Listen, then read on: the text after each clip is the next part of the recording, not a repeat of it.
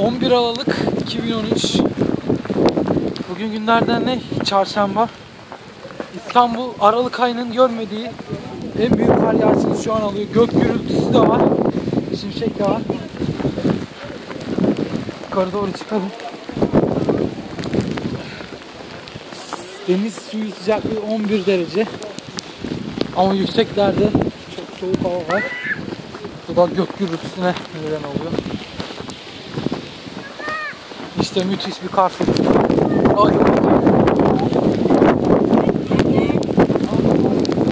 Yüzüme ters ters çarpıyor. Bu arada kar yağışında okullar tatil edilmedi.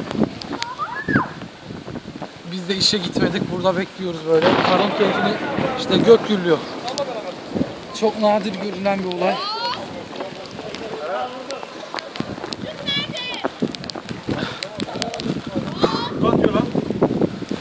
Kapat abi. Kapak olsun, bazılarına yeter yani. Biraz da şöyle